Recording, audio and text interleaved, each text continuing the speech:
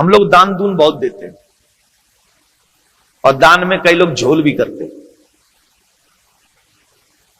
कह दे देने कुछ कर देने, कुछ कर दे कुछ 50% कर देने, या डिले कर दे जान देने, या झूठ बोल के निकल जान देने, या फिर एक ही दान को 2 बार कर देते थे। बड़ा ध्यान से सुनना, ये बहुत, ये भागवत का प्रसंग हमको बहुत बड़ा ज्ञान देता है। किस किस ने गौदान किया है? किया? क्या आप कल्पना कर सकते हैं कि बहुत सारी गौदान करने को, इतनी गौदानें करी हो जिसका कोई लिमिट ना हो, कोई लिमिट ना हो, गिन ना सको, जैसे आकाश के तारे नहीं गिने जा सकते, उतनी गाय दान किसी ने की और उसके बाद उसे गिरगिट बनना पड़े। कल्पना कर सकते हो? नहीं ना। इसकी एक कथा है। एक बार भगवान श्री कृष्ण अपने परिवारी जनों, बच्चों के साथ में भ्रमण कर रहे थे, तो बच्चे बोले हमें बहुत जोर से प्यास लग रही है। भगवान बोले देखो जल सूत्र देख के आओ, कुछ है क्या? तो एक कुआं देखा, कुएं में जल तो था पर उसमें गिरगिट पड़ा हुआ था, बहुत बड़ा गिरगिट पड़ा हुआ था। तो उस गिरगिट को देखकर बच्चों ने भगवान से आके कहा कि प्रभु है तो सही जल, पर उसमें गिरगिट है, आप हमारी आके सहायता करें। तो प्रभु गए और हाथ से उस गिरगिट को बाहर निकाल लिया। तो जैसे ही भगवान का कर कमल स्पर्श हुआ तो उस गिरगिट में से एक दिव्य पुरुष प्रकट हुआ। भगवान ने पूछा भाई तुम कौन हो? तो उसने कहा महाराज मैं पूर्व जन्म में राजा नृग था। कौन था? राजा नृग था, और मुझे बहुत आनंद आता था गौदान करने में। और गौदान भी ऐसे नहीं करता था, कई लोग तो ऐसी बूढ़ी टेढ़ी गाय दान में कर देते हैं जो दूध तो कभी दे ही ना, और जाते मुसीबत टल जाए, क्योंकि घर में गैया है चारा है नहीं, बोलते दान कर दो। गरुड़ पुराण में प्रमाण है ऐसी गौदान करने वाले व्यक्ति को नरक की प्राप्ति होती है। गौदान बहुत कुछ है, अब बोलने के लिए इस पे समय नहीं है। गौदान में श्रेष्ठ गौदान वो है जो पहली बार जिसने बच्चे को जन्म दिया हो, और सेकंड टाइम जिसने गौ का दान किया हो, उस संतान को जन्म दिया हो, उसका दान करना चाहिए। जिसने 4-5 बार संतान को जन्म दिया हो उस गौ को दान नहीं करना चाहिए, ऐसा नियम है। बहुत बड़ा दान है। और 2 मुखी गौ का दान करने का पूछो ही नहीं, इतना बड़ा फल है। अब आप कहेंगे 2 मुखी गौ कैसे होती है? वो तो देखिए कभी आपने 2 मुखी गौ। जिस समय गौ अपनी संतान को जन्म दे रही हो उस समय वो 2 मुखी गौ होती है। एक बच्चे का मुख तो पीछे होता है, मां का मुख आगे होता है, तो वो 2 मुखी गौ होती है। और उस गौ की एक परिक्रमा करके अगर उसी गौ को कोई दान कर दे उसी समय, तो पूरी पृथ्वी का दान का जो फल है वो उस गौ को दान करने का फल मिल जाता है। कितना महात्मा है गौ माता का। तो बोले मैंने बहुत गौदान करी, मुझे बहुत शौक था, आनंद आता था। और गौदान ऐसे नहीं करता था, सींगों को स्वर्ण में मड़वाकर, नक जो पैर चरण है गौ के उसको भी सोने में मड़वाकर, और ये जो गौ माता का वो होता है ना, क्या बोलते हैं उसको बीच में, अब जो भी कहते हो, मैं नाम तो 1-2 आ रहे हैं, वो ब्रजवासी नाम है इसलिए मैं बोल नहीं रहा। हमारे ब्रज में जो कहते सूदे सूदे कहते तो कई को अच्छा नहीं लगता, इसलिए नहीं बोल रहा हूं मैं। वो जो उठा हुआ होता है ना गौ माता का, उसको भी मड़वा के स्वर्ण में, तब गौदान करते थे। और कैसी कब कितनी गौदान करते थे? बोले जितने ब्राह्मण लाइन में लगे रहते थे ना, लेने आते थे अतिथिगण, जब तक वो चले नहीं जाते थे तब तक गौदान होता रहता। 1 लाख ब्राह्मण आ गए तो 1 लाख गौ एक दिन में दान होनी है। 1000 आ गए तो 1000 होनी है। 500 आ गए तो हाँ क्यों नहीं होती? तो सी अमेरिका क्यों समझ रहे हो? जैसे आजकल डॉलर पैसा है, उस समय में गौ माता ही धन था। पहले पैसों का मतलब नहीं था, स्वर्ण है तो धन है और गौ है तो धन है, इसको गौ धन कहते थे। समझ गए? तो वो ब्राह्मणों को दान में दे रहे। एक बार क्या हुआ, एक गौ एक ब्राह्मण को दान में दी, और वो गाय ब्राह्मण के यहां से खुल के राजा के उसी खिरक में आके खड़ी हो गई जो अगले दिन दान में देनी थी। और वही गाय दूसरे दिन दूसरे ब्राह्मण को दे दी दान में। और जब ये पंडित जी लेके जा रहे थे ब्राह्मण देवता, तो सामने से वो ब्राह्मण देवता भी आगे जो पहले ले चुके थे इस गाय को।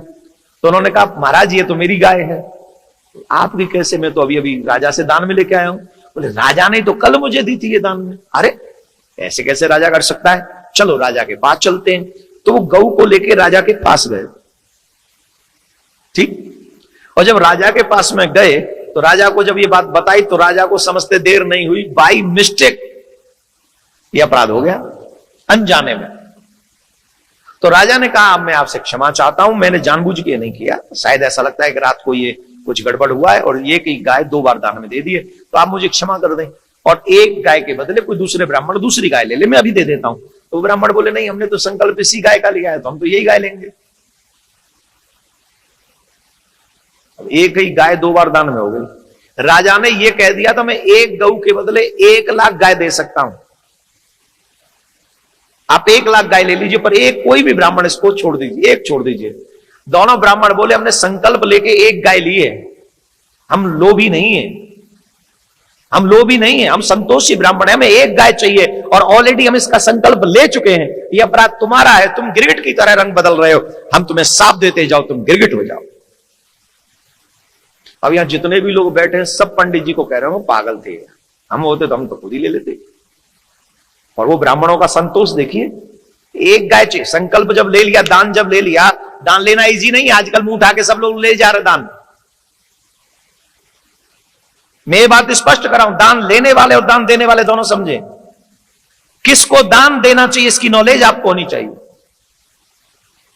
मुंह उठा के किसी को भी दान नहीं दे देना चाहिए। अन्न दान हम किसी को भी कर सकते हैं, भोजन हम किसी को भी खिला सकते हैं, लेकिन वस्त्र दान, धन दान, वस्तु दान बहुत सोच समझ के देनी चाहिए।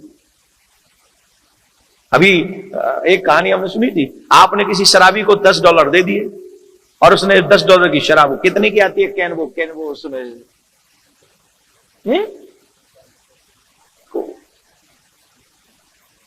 नहीं वो कैन, वो कौन सा होता है स्टोर में, कौन सा स्टोर होता है वो, लिक्कर स्टोर में जो कैन मिलती है। लास्ट टाइम कदम खरीदी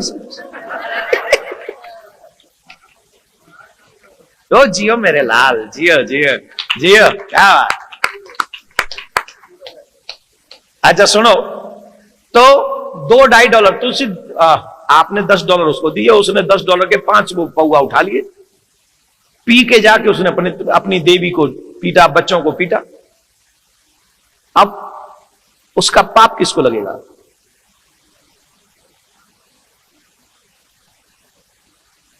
इसलिए दान मतलब धन दान, वस्त्र दान, वस्तु दान सोच समझ के करनी चाहिए, निपुण शास्त्रीय, जो लगे कि हाँ ये मेरा सही जगह लगेगा वहां दान करना चाहिए। आजकल मुंह उठा के सब उठा के मांग रहे हैं, सोशल मीडिया ऑन कर लो, सब लोग मांगने में लगे हुए हैं। क्या मैं किसी का विरोध नहीं कर रहा, आपका मन करे वहां करो, पर शास्त्रीय विधान यह है अच्छी जगह कभी रुकना नहीं चाहिए और बुरी जगह कभी दान देना नहीं चाहिए। अन्नदान किसी को भी किया जा सकता है। ठीक, बोले महाराज, अब वो ब्राह्मण तो टिक गए कि नहीं हमें तो यही गाय चाहिए, संकल्प लिया है। तो जब दान लेता है ना तो ब्राह्मण देवता को भी मंत्र करना पड़ता है, तब पछता है वो। राइट और रॉन्ग? ब्राह्मण देवता हम जैसे सिर्फ खाते जाएं भजन न करें, ऐसी ऐसी बीमारी लगती है पूछो नहीं। इसलिए मोस्टली दान उसको करना चाहिए जो गायत्री मंत्र का जाप करते हो ब्राह्मण देवता, और ब्राह्मण देवता को मोस्टली गायत्री जाप करते रहना चाहिए। गायत्री माता हम सब के सब दोषों को मुक्त कर देती है और गायत्री माता हम लोगों को इस लायक बनाती है कि हम किसी का दान ले सकें, पचा सकें और उसे आशीर्वाद दे सकें।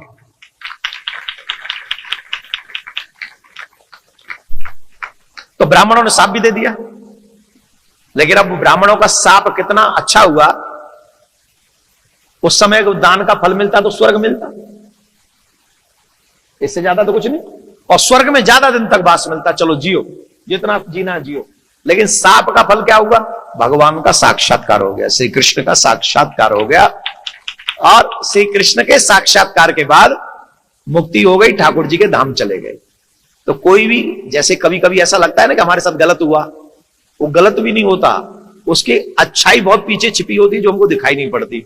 जब सांप लगा तो वो बोले राजा मुझे तो बुरा लगा कि इतनी गौदान करने के बाद भी हमें सांप यही मिला कि गिरगिट बन जाओ। अब वो गलती हमने जानबूझ के तो की नहीं थी, अनजाने में हुई थी, लेकिन अब समझ में आ रहा है ब्राह्मण देवताओं ने क्रोध नहीं दया करके हमको साथ दिया, जिससे हमें आपका दर्शन हो सके, हमें आपका साक्षात्कार हो सके। आज वो समझ में आ गया। बोलो राधे राधे। पूरा संसार कृष्ण का ध्यान करता है और कृष्ण सर्वेश्वरी श्री राधा रानी का ध्यान करते हैं। राधा रानी का ध्यान करते हैं। राधा रानी कौन है? उनकी आत्मा। कौन है? आत्मा। और इसीलिए कृष्ण को आत्मा राम कहा जाता है। वो अपनी ही आत्मा में रमण करते हैं, अपनी ही आत्मा का ध्यान करते हैं। अगर मनुष्य को प्रेम करना चाहिए तो ईश्वर से करना चाहिए और अपनी आत्मा से करना चाहिए, और किसी से नहीं करना चाहिए। यही उपदेश, इसी का ध्यान करते भगवान श्री कृष्ण। भगवान परिवार के साथ सत्संग सुनते हैं, पुराण और वेद की कथा सुनते हैं। उससे हमारे जीवन में अधर्म के रास्ते पे चलने वाले जितने भी मार्ग हैं वो ब्लॉक हो जाते हैं। क्यों सुने पुराण, क्यों पढ़े रामायण, क्यों पढ़े वेद? उससे गलत रास्ते पे जाना रुक जाता है। राइट? अब जितने भी बच्चे आपको मूवी थिएटर्स में या डिस्को में या बियर बार में या जो हमारे लिए शोभनीय नहीं है, उन जगह पे जाने वाले लोग वही होंगे जिनको गीता रामायण वेद का ज्ञान नहीं होगा। और जिनको इनका ज्ञान होगा, ऐसे नहीं है, आप लोगों में से बहुत सारे लोग ऐसे जो उधर मूवी नहीं करते। क्यों? माता रानी से प्यार है, माता रानी के यहां आते हैं, उनसे अटैचमेंट है, धर्म की नॉलेज हो गई, इसलिए वो बेकार हो गए, वो ज्यादा ही नहीं होते, विज्ञान हो गया। गलत रास्ते पे न जाना और सही रास्ते पे चलना, इसका बोध हो जाए, इसी को ज्ञान कहते। बोलो राधे राधे। ऐसे धीरे नहीं बोलो। अपने बच्चों को संस्कार देना ही मां बाप की सबसे बड़ी संपत्ति है। जिन लोगों ने अपने बच्चों को संस्कार दिए हैं उनसे बड़ा धनवान कोई नहीं है, और जिन्होंने अपने बच्चों को समाज में ऐसे ही छोड़ दिया उनके हालात पे, सच कहें तो वो मां बाप कहलाने के योग्य नहीं। साधु संत महात्मा सत्संग में कहते हैं, मात पिता बैरी भय जिन्न पढ़ाए बाल। वो मां बाप शत्रु हैं जिन्होंने अपने बच्चों को ज्ञान नहीं दिया, संस्कार नहीं दिया, उन्हें जीवन जीने की कला नहीं सिखाई। वो शत्रु है। अरे भाई, जीने की बात है तो कुत्ते बिल्ली बंदर भी जी ही लेते हैं, लेकिन अच्छे तरीके से जो कोई जीता है, जीना उसी का नाम है।